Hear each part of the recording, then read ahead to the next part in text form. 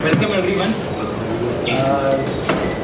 Today we are holding this press conference on the employment linked incentive scheme जो कि recently 1 जुलाई को cabinet ने पास की है और जिसका इम्प्लीमेंटेशन 1 अगस्त से चालू होने वाला है. This press conference under the chairmanship of the additional central PF commissioner sir. इस स्कीम में ये जो स्कीम आई है उसके पहले हम लोगों ने बहुत प्रिपरेटरी वर्क किया हुआ है और उस प्रिपरेटरी वर्क में हमको स्कीम में कुछ क्लैरिटीज़ आई हैं. उसके हिसाब से जो भी हमको पीआईबी और अदर मीडिया सोर्स और जो हमको मिनिस्ट्री से जो इन्फॉर्मेशन मिली है उसके बेसिस पे प्रेस कॉन्फ्रेंस किया जा रहा है. Over to you sir. नमस्कार and good morning to all of you. सबसे पहले तो आप सबका हार्दिक स्वागत है कि आप लोग यहाँ आए. जैसा आप सबको पता होगा एम्प्लॉयमेंट लिंक्ड इंसेंटिव स्कीम जो भारत सरकार ने भी अप्रूव किया है 1 जुलाई वो यूनियन बजट 2024-25 में इसका विमोचन किया गया था. यह स्कीम जो है ये प्रधानमंत्री ऑनरेबल प्राइम मिनिस्टर के 5 स्कीमों का पार्ट है. One of the schemes of the 5 schemes that was announced in the union budget of 2024-25. इस स्कीम के जो मेन फीचर्स है वो मैं आप सबके को अवगत कराना चाहूँगा.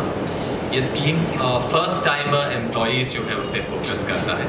फर्स्ट टाइम जो एम्प्लॉयमेंट ईपीएफ के एम्प्लॉय ज्वाइन करेंगे उनके ऊपर फोकस करता है. दूसरा इसका एम्फेसिस है जो सस्टेन्ड एम्प्लॉयमेंट पे है, क्योंकि आप सब जानते होंगे एम्प्लॉयमेंट का एक मेजर कंसर्न रहता है कि वो सस्टेन्ड बेसिस पर रहे. तो सस्टेन्ड एम्प्लॉयमेंट और मैन्युफैक्चरिंग सेक्टर के ऊपर फोकस करता है. स्कीम की जो अवधि होगी यानी period of scheme will be from 1 August 2025 to 31 July 2027. Scheme में एक एक्सटेंशन का प्रोविजन भी है, वो मैं आगे आपको बताऊंगा. स्कीम का outlay around 1 lakh crore rupees है. That is a very substantial outlay. इसका स्कीम का जो एम है वो एम्प्लॉयमेंट जनरेशन सपोर्ट करने के लिए है ओवर पीरियड ऑफ 2 years और 4 years. स्कीम के 2 पार्ट्स हैं, part A and part B. Part A जो है वो फर्स्ट टाइम एम्प्लॉयज़ जो है उन पे फोकस करता है.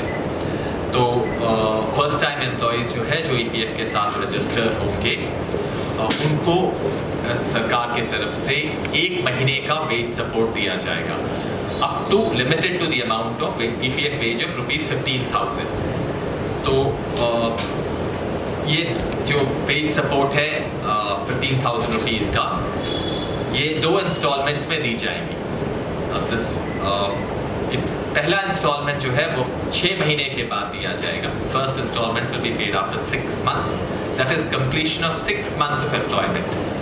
और दूसरा एम्प्लॉयमेंट जो है वो आफ्टर 12 months ऑफ एम्प्लॉयमेंट दिया जाएगा. यानी 15,000 रुपया पहला इंस्टॉलमेंट, 7,500 रुपया after 6 months and then again the next 7,500.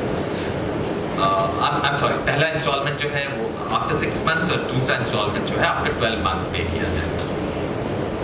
12 months का सेकेंड इंस्टॉलमेंट जो है वो पेमेंट से पहले एम्प्लॉय को जो है फाइनेंशियल लिटरेसी कोर्स भी कंप्लीट करना पड़ेगा. ये हो गया पार्ट ए जो एम्प्लॉय को सपोर्ट करेगा. पार्ट बी जो है वो इंसेंटिव है एम्प्लॉयर्स को. ये कवर करता है एडिशनल एम्प्लॉयमेंट जो जनरेट किया जाएगा. ये इंसेंटिव जो है उन एम्प्लॉयज़ के लिए वो एम्प्लॉयज़ एलिजिबल होंगे जिनकी सैलरी अप टू ₹1 लाख. और इसमें government up to ₹3,000 per month incentivise करेगी. It is up to 3,000. उसका डिटेल्स हम आगे बताएंगे. और इसमें सस्टेन्ड एम्प्लॉयमेंट होना चाहिए मिनिमम 6 months पीरियड के लिए इन बेनिफिट्स के लिए. मैन्युफैक्चरिंग सेक्टर जो है उनको जैसे मैंने आपको बताया था कि स्कीम की अवधि 2 साल है, लेकिन मैन्युफैक्चरिंग सेक्टर के जो एम्प्लॉयर्स हैं उनके लिए ये स्कीम 3rd और 4th ईयर भी रन करेगी. यानी जो एम्फेसिस मैंने आपको शुरू में आपको याद होगा मैंने बोला था कि एम्फेसिस है फर्स्ट टाइम एम्प्लॉयर्स के प्रति और मैन्युफैक्चरिंग सेक्टर के प्रति. तो मैन्युफैक्चरिंग सेक्टर को 2 साल का एडिशनल बेनिफिट दिया जाएगा.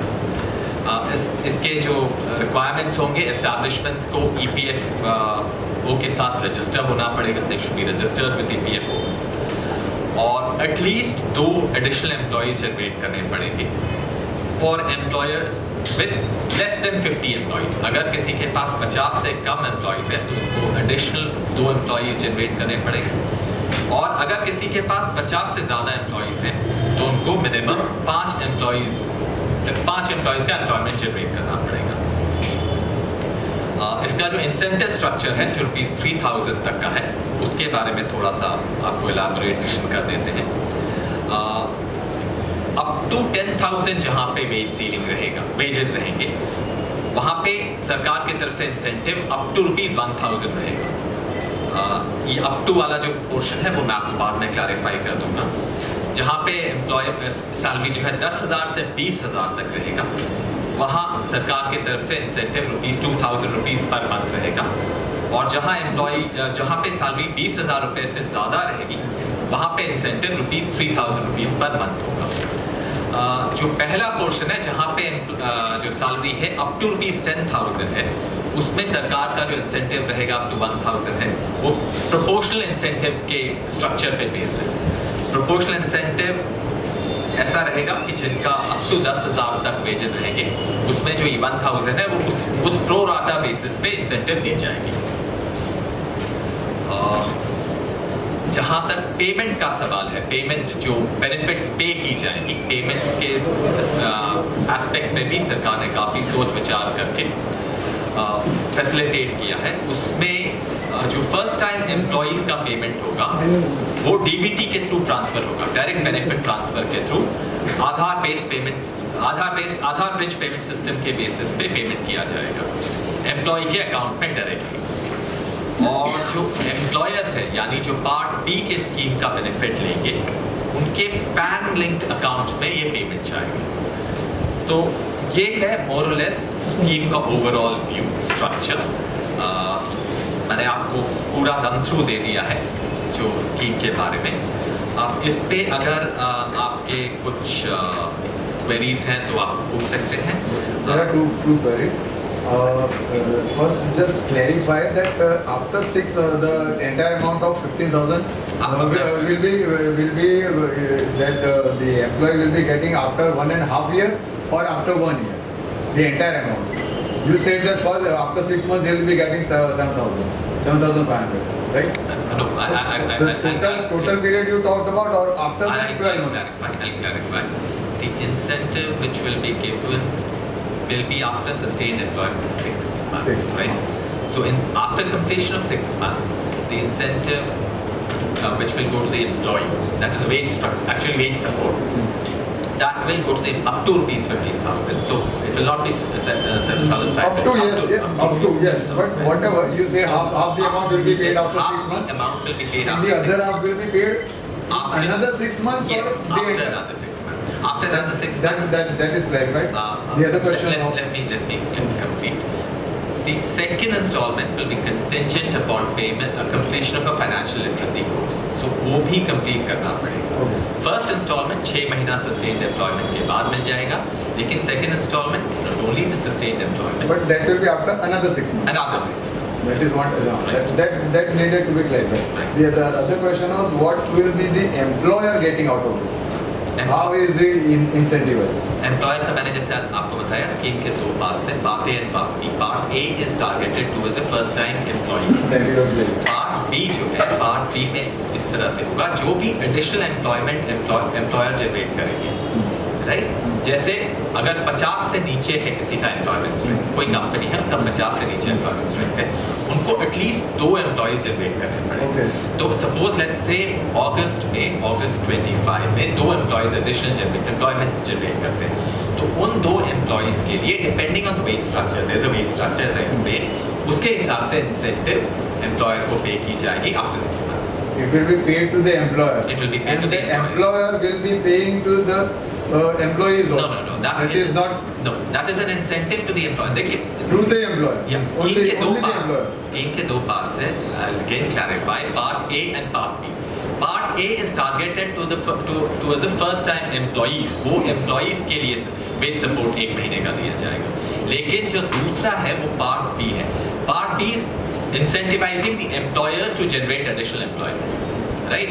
स्कीम का जैसे फोकस जो है, मैंने आपको जैसे बताया, स्कीम का फोकस है फर्स्ट टाइम एम्प्लॉयज के ऊपर और एम्प्लॉयमेंट के ऊपर, generate new employ. Yes exactly. इससे रोजगारी पे क्या फर्क पड़ेगा? ये जो पार्ट बी जो है, पार्ट बी है एम्प्लॉयमेंट सपोर्ट जनरेट करने के लिए ही। मैंने जैसे आपको बताया कि अगर कोई एम्प्लॉयर है, वो एम्प्लॉयर लेट्स से उसके पास 20 एम्प्लॉयज़ हैं, वो 2 एडिशनल एम्प्लॉयमेंट जनरेट करता है, तो उन 2 एडिशनल एम्प्लॉयज़ के लिए इंसेंटिव सरकार की तरफ से depending on the wage structure employer को दिया जाएगा। Don't you think the requirement is very less to generating 2 employees and 5 employees? No, minimum 2 employees. But then why will they employ more? Why will, if they can get away with 2 employees or 5 employees, why would they want more? Actually, the employers, they always want to reduce the number of employees. आपने शायद scheme को समझा नहीं है। जो scheme का design है वो इस प्रकार से है कि जितना वो एम्प्लॉयमेंट जनरेट करेंगे उन पे उनको बेनिफिट मिलेगा। देखिए 2 पार्ट्स हैं, पार्ट ए एम्प्लॉयज को बेनिफिट जाएगा, पार्ट बी एम्प्लॉयर को बेनिफिट जाएगा। और एम्प्लॉयर को बेनिफिट लेने के लिए मिनिमम 2 का जनरेट करना पड़ेगा, अप टू 50 से ऊपर मिनिमम 5 का जनरेट करना पड़ेगा। और वो अगर वो 2 या 5 का थ्रेशोल्ड रीच करते हैं तो हर एम्प्लॉय के लिए उनको बेनिफिट दिया जाएगा। The employer will get the benefit. और किसी क्वेरीज है आप पूछ सकते हैं। Media bytes,